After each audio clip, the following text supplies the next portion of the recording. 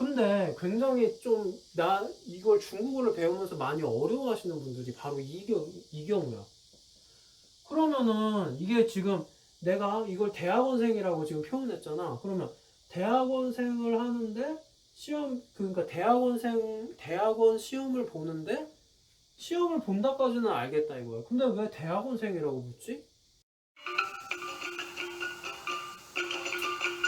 영어 공부하면서 중국어 익히자. 안녕하세요. 막내 오빠입니다.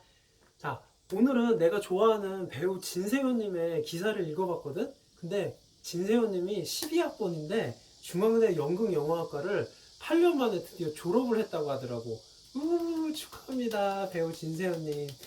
배우 진세현님 기사를 읽으면서 내가 느낀 점이 있는데 진세현님이 사극에서 굉장히 많이 나오는 사극 퀸이잖아. 그러니까 혹시 중국도 굉장히 사극 드라마가 굉장히 발달이 됐거든.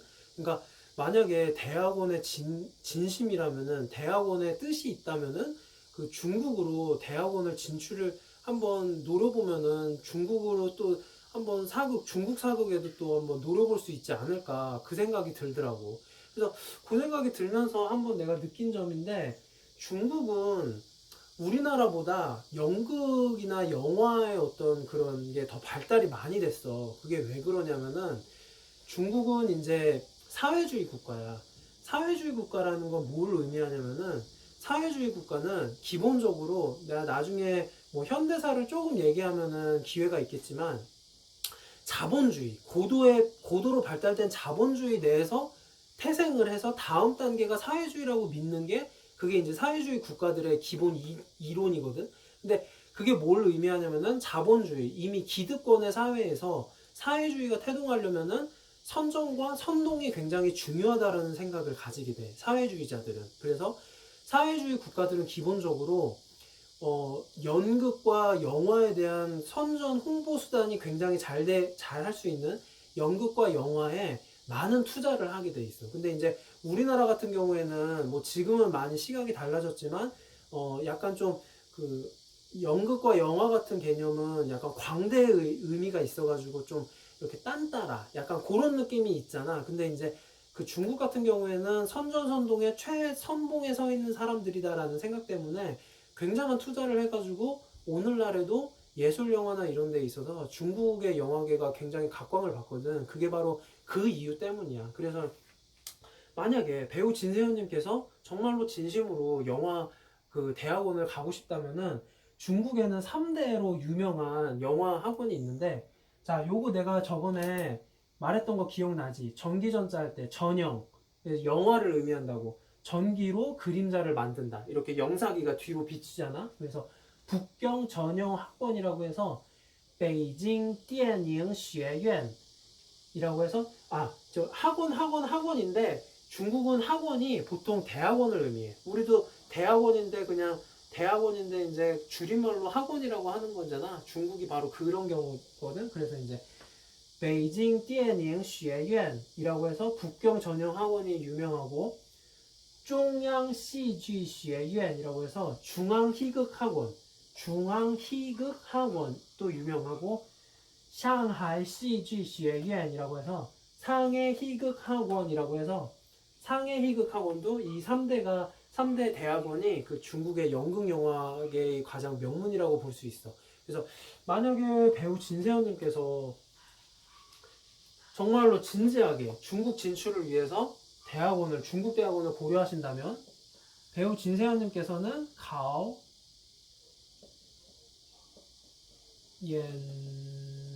연주형을 해야 되겠지. 자, 이게 무슨 말이냐? 가오, 우리 행정고시, 사법고시, 그 할 때 고자야. 그래서 시험을 치다라고 할 때 그 고자거든. 그래서 중국 발음으로는 행정고시, 가오, 연주형을 해야 될 거야. 자, 연주형은 무슨 의미냐? 대학원생을 의미해, 대학원생.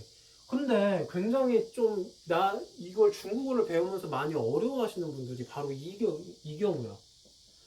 그러면은 이게 지금 내가 이걸 대학원생이라고 지금 표현했잖아. 그러면 대학원생을 하는데 그러니까 대학원 시험을 보는데 시험을 본다까지는 알겠다 이거야. 근데 왜 대학원생이라고 묻지?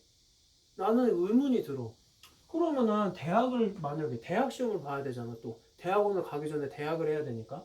그러면 대학생은 대학생이라고 하거든. 우리랑 똑같아. 가오다시에성이라고 하면 되나? 라고 하면 되나라는 의문이 들어. 근데 중국은 대학을 볼 때는 성을 붙이지 않아. 그냥 대학이라고 그래. 이게 맞다고 생각이 들잖아. 그러면은 왜 여기는 아까 전에 대학원이 슈에유엔이라며 그러면 왜 슈에유엔을 하고 가오슈에유엔이라고 안 하고 가오옌주우성이라고 하고 대학은 또 대학이라고 그냥 해가지고 대학 시험을 치다 이런 식으로 하는 거지? 이게 너무 헷갈려. 근데 이거는 그냥 단순 암기기 때문에 이렇게 하는 건데 내가 여기에 대해서 한번 얘기를 해줄게.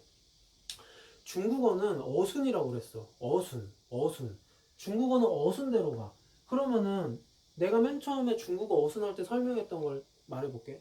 편지를 쓴다라고 했잖아. 편지를 쓴다. 우리는 항상 바쁜 민족이야. 목적이 먼저 나와.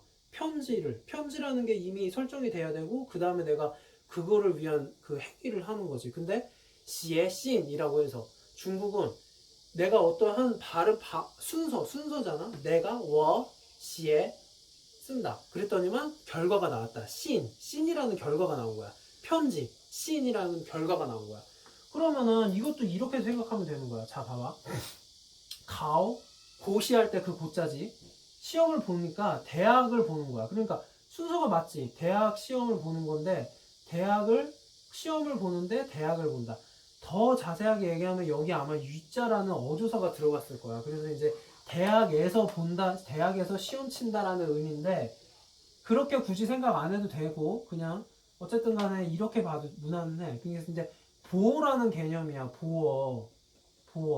보충하는 말인데 시험을 보긴 보는데 대학에서 시험을 본다는 거야. 그러면은 지금 이거는 왜 슈에유엔이라고 안 하냐? 시험을 보긴 보는데 대학원에서 시험을 본다라고 하면 되는 건데 왜 옌조성이라고 하냐? 그러니까 엄밀하게 따지면은 이것도 이런 식으로 표현을 할 수 있어. 근데 왜 그렇게 못하냐면은 대학은 학과가 엄청 많잖아. 국어국문학과, 뭐 무슨 철학과, 수학과, 물리학과, 과학과, 수학학과 이런 식으로 많잖아. 그거를 통틀어 가지고 어떠한 기관이 된 게 대학이라는 거잖아. 그러니까 대학 시험을 보는 거는 학과가 중요한 게 아니야. 우리도 지금 요즘 자율학과가 굉장히 많듯이 학과를 나중에 선택하고 대학에 입학한 다음에 1학년 동안 한번 자율학기자라고 해가지고 한번 일단 여러 가지 듣고 나서 2학년 때부터 선택하듯이 대학이 우선인 거야. 대학 시험은. 그러니까 학과가 중요한 게 아니야. 그러니까 대학에 초점을 맞춘 거야. 시험을 보긴 보는데 나는 이 대학에 초점을 맞춘 거야. 그래서 가오다시에가 들어가는 거야. 시험을 보긴 보는데 대학에 초점을 맞췄다고. 그렇기 때문에 보충되는 단어로서 대학을 쓴 거야.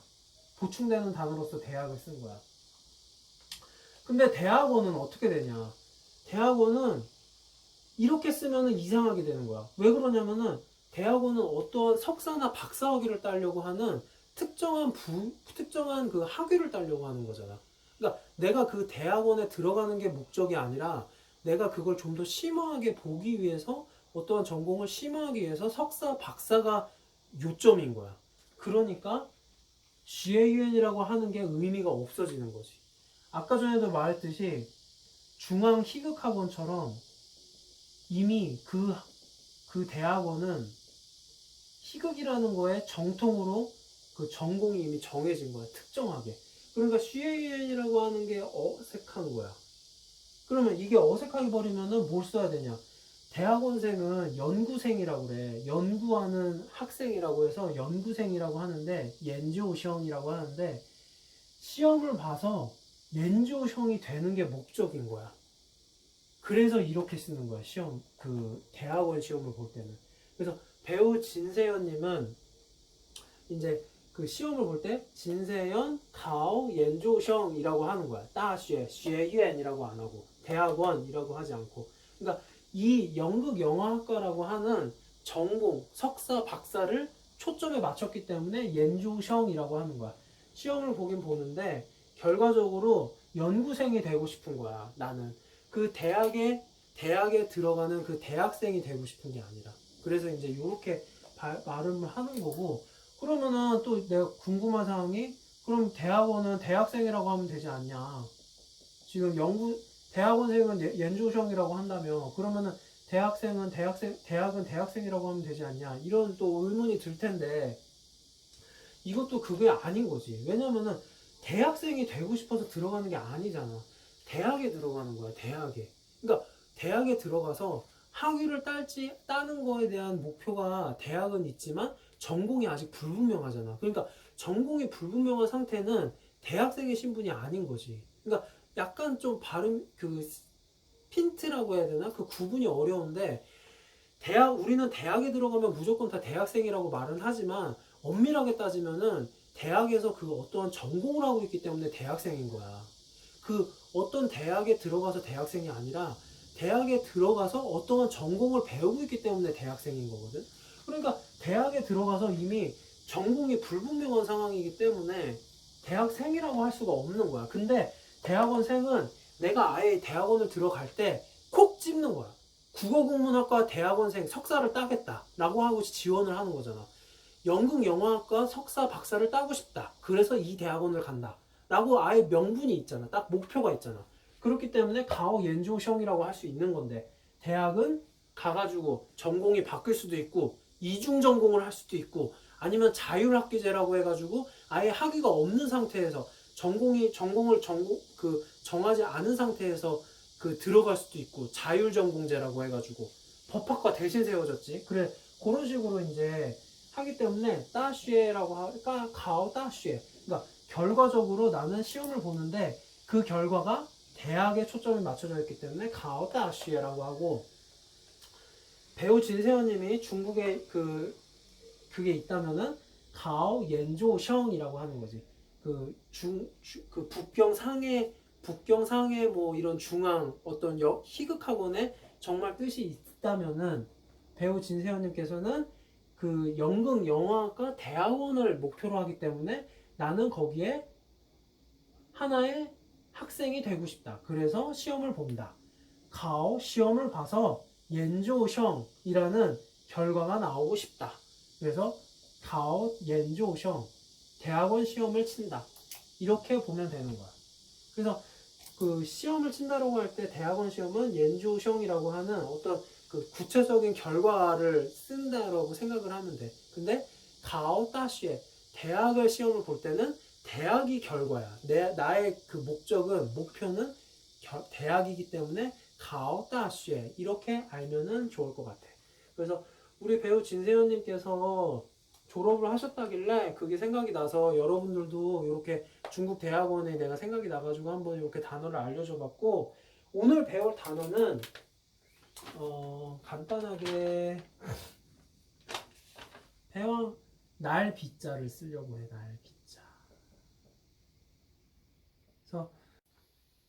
그래서 오늘 배울 단어는 날비자인데, 비행기 할 때 이 자를 써. 그래서 날비 행자 써고 기계 기자 써서 날아서 가는 기계, 비행기 이렇게 이제 쓸 때 비행기라고 하는데, 일본 발음으로는 히라고 하고 우리는 비자를 쓰고 중국 발음은 페이라고 해.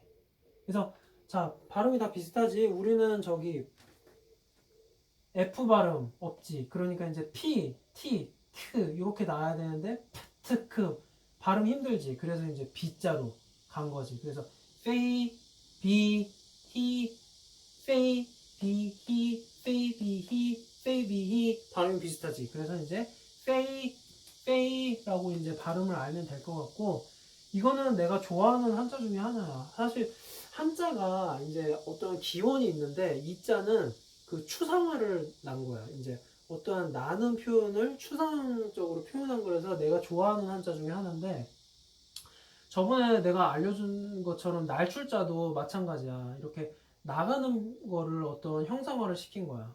이런 식으로 나가는 거를 도형 기호화한 거지. 그런 거, 이런 거를 내가 좀 좋아하는데, 바람도 바람풍자 있잖아. 이게 이제 바람이 다니는 그 골방에서 바람이 이렇게 다니는 그 기류를 의미하는 거고, 이게 벌레충자잖아. 그래서 바람은 눈에 보이지가 않으니까 이렇게 벌레가 바람에 휩쓸리는 거를 보면서 바람을 형상화한 거. 이거는 이제 이게 깃털이야. 그래서 이제 새들 깃털을 의미하거든. 그래서 이제 요거는 오를승자인데 오를승 승진할 때 승자 승진 나아갈 진이라고 써서 오를승자. 그래서 이제 깃털로 오른다. 그래서 이제 날 빗자를 표현한 건데 쓰기가 좀 힘드니까 간체자로는 그냥 이제 깃털만 표현을 해. 그래서 이렇게만 표현을 하는데 이 한자는 새랑 연관이 있는 거야. 그래서 이제 새는 원래 그 은나라가 새를 굉장히 중요하게 여겨. 그 더 나아가서는 동방 그 중국을 기준으로 봤을 때 동이족, 우리도 동이족이잖아. 동이족이 새를 굉장히 중요하게 여겨요.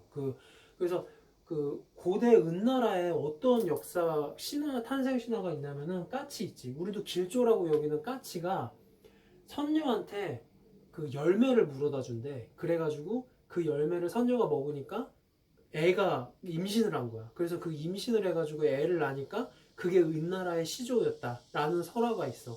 신화라고 해가지고 그래서 그만큼 새에 대한 어떤 중요성을 강조하는 거지. 우리나라도 내가 잘 그리 좀 못하는데 이렇게 그 마을 어귀에 소떼가 있잖아. 그래서 이제 새를 표현한 이렇게 마을 어귀에 소떼라고 해가지고 그 새를 표현한 그런 게 있지. 이게 옛날에 어떤 우리 읍성의 어떤 경계를 삼았다고 하는 그런 거잖아.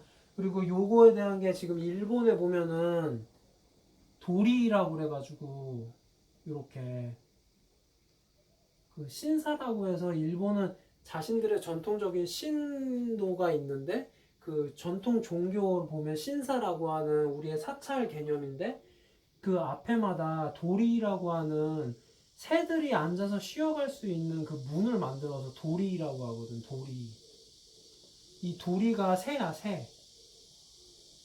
그래서 이제 그렇게 새를 되게 중시하는 동이족의 어떤 그런 특성을 알 수 있어. 그래서 은나라도 동이족의 한 계파이기 때문에 그래서 이제 그런 날빗자나 새랑 연관되어 있는 거에 좀 이렇게 집착을 해가지고 이렇게 좀 형상화해서 만든 거지, 한자를.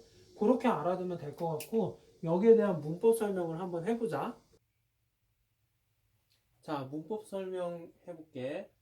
아까 전에 말했던 새는 그 하늘과 연결되어 있는 신령스러운 동물이란 걸로 한번 표현을 해봤는데 鸟是灵物跟神连接的使者라고 해서 세조자지, 세조자거든. 그래서 새는 영물인데 신과 연결되어 있는 사자다. 우리 이제 그 어떤 어디에 하는 그 전달하는 사람들을 사자라고 하잖아. 그걸 말한 건데 내가 여기서 알려주고 싶은 거는 이 씨라는 의미야.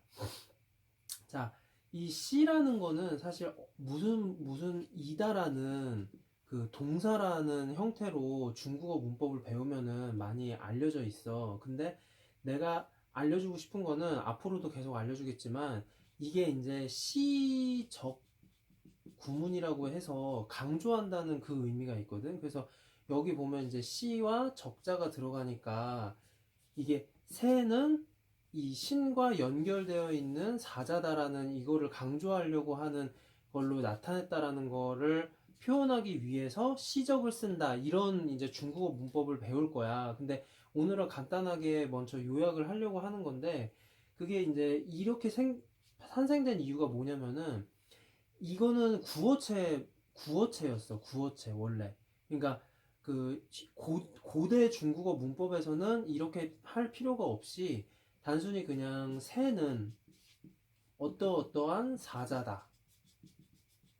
예, 이렇게만 해도 문법이 완성되는 거야. 내가 중국어는 어순이라고 그랬잖아. 문법이 어순이거든. 그러면은 굳이 이다라는 말을 안 써도 새는 무슨 이거 다 생략하고 하면은 사자다라고 하면은 새는 사자다. 이렇게 해도 문법이 맞는 거거든. 근데 여기다가 현대 중국어에 오면은 이거를 강조하는 시자가 들어오게 되는데 이거는 이제 그 역사적으로 봤었을 때 송나라 때부터 들어오기 시작해. 이제 시라고 해서 중국 발음으로는 실라고 하는데 어떠어떠한 걸 강조하기 위한 구어체의 문법이었는데 그 오랑캐들, 이민족들의 역사가 굉장히 많이 반복이 되다 보니까 이거에 대한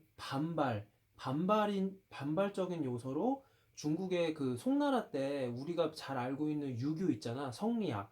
그 성리학이 굉장히 부흥하게 되거든. 그러면서 반발적인 요소로 자기네들 고유의 그 구어체에서 시라는 것을 그 문어체로 이제 가지고 오게 되는 거야. 그 문법 같은 데서도 공식적으로 쓰기 시작하는 거지. 그러다 보니까 이게 사용이 도입이 된 거고, 그렇게 강조 구문에 쓰인 거야. 이제 내가 요거는 좀 많이 중요하고 그래서 앞으로도 계속 설명을 할 텐데, 오늘은 우선 시가 들어가면은 현대 중국어에서는 무엇무엇이다라고 알아뒀으면 좋겠어. 그래서 새는 사자다라고 하는 건데, 그냥 옛날에 고대 중국어에서는 그냥 어법이니까 주어, 명사 이렇게 주어 그 어떠어떠한 대상 이렇게 어순대로 1, 2로 하면은 그냥 충분히 문법적으로 완성되는 구조인데 현대 중국어로 오면서 어떠한 과정을 거쳐가지고 요즘에는 이거를 넣는다. 그래서 이게 무엇 무엇이다 라고 나는 뜻으로 해가지고 새는 이다, 사자다 이런 식으로 주어, 동사, 목적어 이런 식으로 구문이 완성됐다는 거 오늘은 우선 여기까지만 좀 알아뒀으면 좋겠어. 자, 마지막으로 사자성어 배울 거는 오늘은 그냥 흘려보내도 될 것 같아요. 너무 좀 어려운데 옌 무정파이라고 해서 농염하다, 농염한 여자 할 때 옌 무정파이. 그래서 농염해가지고 우리도 농염이라는 말이 그렇게 어떤 요조성녀한테 쓰는 말은 아니잖아. 어떤 약간 좀 섹시한 여자한테 좀 쓰는 말이잖아. 그래서 옌 무정파이라고 해서 농염에서 단정치가 못하다 이 의미인데 내 여기선 정파이를 한번 정파이라고 해서 파이 우리나라 말로 무슨 파벌 할 때 그 파자야. 그래서 이제 정파이가 단정하다. 정파이 런우라고 해서 정파인물. 그래서 단정한 인물 이런 식으로. 그래서 농염에서 단정치 못하다. 옌 부정파이, 옌 부정파이라고 하고 오늘 사사성어는 이렇게 한번 알아보면 될 것 같고 자 자기 전에 한번 듣고 다음 강의 듣기 전에 한 번 더 듣고 그렇게 하기 위해서 구독 설정 알림 설정 꼭 해줘야 되고 구독과 좋아요 알림 설정하고 다음 시간에 모두 만나자. 자 모두 수고하셨습니다. 안녕.